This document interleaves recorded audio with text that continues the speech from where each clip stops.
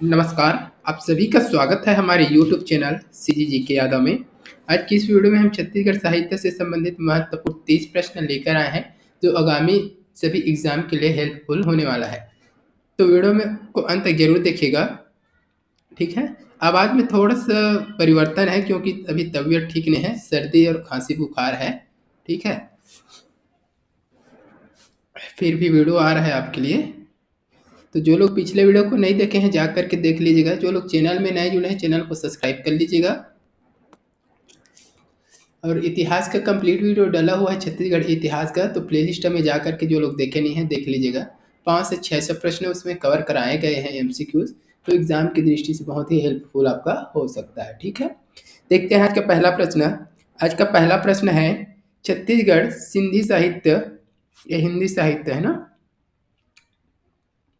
संस्थान रायपुर का अध्यक्ष निम्नलिखित में से कौन है? तो इसका सही आंसर क्या हो जाएगा? ऑप्शन डी हो जाएगा, ठीक है। मुरलीधर माखीजा हो जाएगा, सिंधी साहित्य है, ठीक है। अगला देखेंगे, छत्तीसगढ़ी भाषा के पाणिनि जिन्होंने छत्तीसगढ़ का प्रथम व्याकरण लिखा कौन थे? इसका सही आंसर क्या हो जाएगा? ऑप्शन बी हो जाएगा, हीरालाल कापोध्याय। आप लोग कमेंट करके बताइएगा कि छत्तीसगढ़ का प्रथम व्याकरण क्या है, ठीक है। अगला प्रश्न देख लेंगे, छत्तीसगढ़ का प्रथम दैनिक समाचार पत्र है या था? तो इसका सही आंसर हो जाएगा, ए हो जाएगा, महाकौशल। अगला है, छत्तीसगढ़ भाषा की प्रथम महिला साहित्यकार कौन है? तो इसका सही आंसर हो जाएगा, ऑप्शन ए हो जाएगा, निरुपमा शर्मा हो जाएगा, ठीक है। छत्तीसगढ़ की प्रथम महिला साहित्यकार पूछा गया है, निरुपमा शर्मा हो जाएगा, याद रखिएगा। निम्न में से कौन सी जोड़ी छत्तीसगढ़ साहित्यकार एवं उनकी कृतियां सुमेलित है? तो कौन सा सुमेलित है ये बताना है आपको। इसका सही आंसर क्या हो जाएगा? ऑप्शन सी हो जाएगा, केयर भूषण फूठा करम, ठीक है। बाकी सुमेलित नहीं है। अगला प्रश्न देखेंगे, निम्नलिखित में से कौन सी जोड़ी छत्तीसगढ़ के साहित्य इतिहासकार और उनकी कृतियां सुमेलित नहीं है पूछा गया है। तो कौन सा सुमेलित नहीं है ये पूछा है इसमें, तो इसका सही आंसर सी हो जाएगा, माखन मिश्र रत्नदेव चरित, ठीक है। ये सुमेलित नहीं है, बाकी सभी सुमेलित है। अगला प्रश्न देखेंगे, छत्तीसगढ़ी भाषा के काव्य संग्रह पर्रा भर लाई के रचयिता हैं। इसका सही आंसर क्या हो जाएगा? ऑप्शन ए इसका सही आंसर हो जाएगा, श्यामलाल चतुर्वेदी। अगला प्रश्न देखेंगे, अपने समय के एक प्रसिद्ध हिंदी कवि श्रीकांत वर्मा का गृह जिला था। इसका सही आंसर हो जाएगा, ऑप्शन बी हो जाएगा, बिलासपुर। श्रीकांत वर्मा कहाँ से हैं? तो बिलासपुर जिले से हैं, ठीक है। अगला प्रश्न है, छत्तीसगढ़ की प्रथम दैनिक समाचार पत्र महाकौशल के संपादक थे। तो महाकौशल के संपादक कौन थे ये पूछा गया है, तो इसका सही आंसर हो जाएगा बी, माधवराव सप्रे, ठीक है। छत्तीसगढ़ का प्रथम दैनिक समाचार पत्र कौन है ऐसा भी एग्जाम में पूछा जाता है, तो महाकौशल हो जाएगा। इसका संपादन किसने किया है? तो माधवराव सप्रे ने, ठीक है। अगला प्रश्न है, छत्तीसगढ़ का पाणिनि कहे जाते हैं। तो छत्तीसगढ़ के पाणिनि किसे कहा जाता है? तो ऑप्शन ए हो जाएगा, हीरालाल कापोध्याय। सभी प्रश्न सेलेक्टेड है, एग्जाम में आने लायक है, ठीक है। तो बिना स्किप किए वीडियो को अंत तक जरूर देखिएगा। जो लोग अभी तक वीडियो को लाइक नहीं किए हैं लाइक करते जाइएगा। चैनल में जो लोग नए जुड़े हैं चैनल को सब्सक्राइब कर लीजिएगा, क्योंकि आपको इसी प्रकार का वीडियो हमारे इस चैनल में मिलता रहेगा, ठीक है। अगला प्रश्न देखेंगे, निम्न में से कौन एक गजानन मुक्तिबोध की रचना नहीं है? तो गजानन माधव मुक्तिबोध की रचना कौन से नहीं है इसमें से वो बताना है। तो ये हो जाएगा ऑप्शन डी, इसका सही आंसर हो जाएगा, प्रबंध पारिजात। ये किसकी रचना है आपको बताना है कमेंट करके, ठीक है। प्रबंध पारिजात किसकी रचना है कमेंट करके बताइएगा आप लोग। अगला प्रश्न देखेंगे, मुक्तिबोध के नाम से जाने जाते हैं। तो मुक्तिबोध के नाम से कौन जाने जाते हैं ये पूछा गया है, तो इसका सही आंसर जाएगा ऑप्शन सी के साथ, गजानन माधव बोध, ठीक है। तो गजानन माधव को मुक्तिबोध के नाम से भी जाना जाता है। अगला प्रश्न देख लेंगे, राज्य का सर्वप्रथम समाचार पत्र है, मोस्ट एमपी प्रश्न है, एग्जाम में बार बार आता है। इसका बी ऑप्शन सही हो जाएगा, छत्तीसगढ़ मित्र। छत्तीसगढ़ मित्र जो है राज्य का सर्वप्रथम समाचार पत्र है। अगला प्रश्न दिया है, प्रथम प्रकाशित छत्तीसगढ़ी उपन्यास। तो प्रथम प्रकाशित छत्तीसगढ़ी उपन्यास कौन सा है? तो हीरू के कहनी, ठीक है। ये हो जाएगा हीरू के कहनी। हीरू के कहनी क्या है? नाटक, काव्यखंड, कविता, ऐसा कुछ आता है, तो ये क्या है? एक उपन्यास है। ठीक है, इसको याद रखिएगा।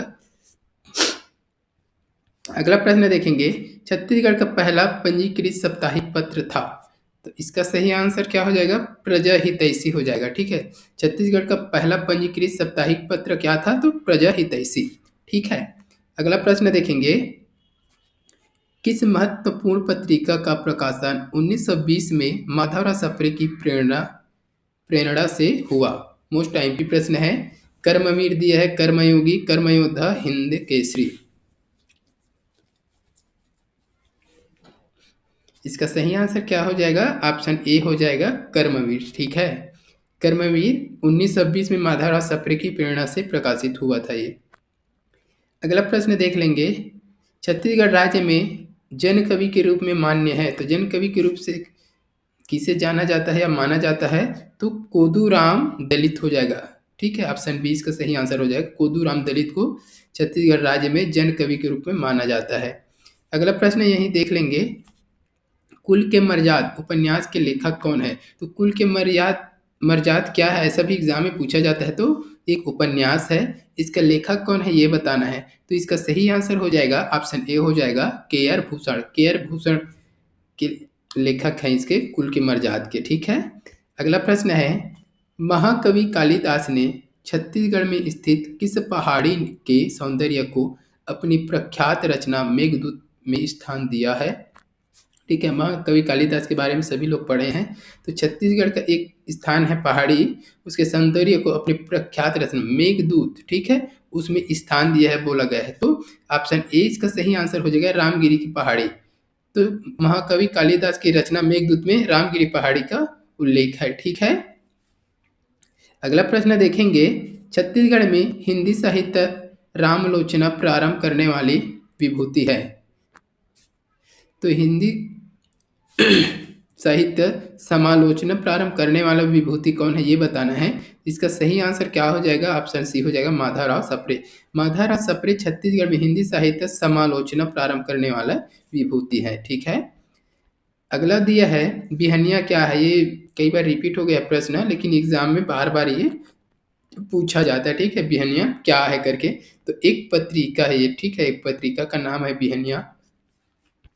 अगला देखेंगे, किसका संबंध बिलासपुर से रहा है? तो ये 4 दिया, उसमें से किसका संबंध बिलासपुर से ये बताना है। तो इसका सही आंसर ऑप्शन ए हो जाएगा, विमल मिश्र। ठीक है, अगला प्रश्न देखेंगे, हालैंड की स्वतंत्रता का इतिहास बिलासपुर के इस स्वतंत्रता संग्राम सेनानी ने लिखा। तो हालैंड की स्वतंत्रता का इस इतिहास किसने लिखा है ये पूछा गया है।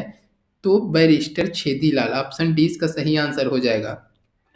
अगला प्रश्न है, भारतीय साहित्य में महत्वपूर्ण स्थान प्राप्त काव्य कृति चांद का मुंह टेढ़ा है, किनकी प्रसिद्ध कृति है? तो चांद का मुंह टेढ़ा क्या है? एक काव्य है, तो इसे किसके द्वारा लिखा गया है ये पूछा गया है। तो डी ऑप्शन जो हो जाएगा इसका सही हो जाएगा। ठीक है, गजानन माधव मुक्तिबोध, चांद का मुंह टेढ़ा किसकी कृति है? तो गजानन माधव मुक्तिबोध की कृति है। ठीक है, अगला प्रश्न देखेंगे, पंडित मुकुटधर पांडे कृत कौन सी कविता छायावादी काव्यधारा की प्रथम कविता मानी जाती है? मोस्ट आईएमपी प्रश्न है।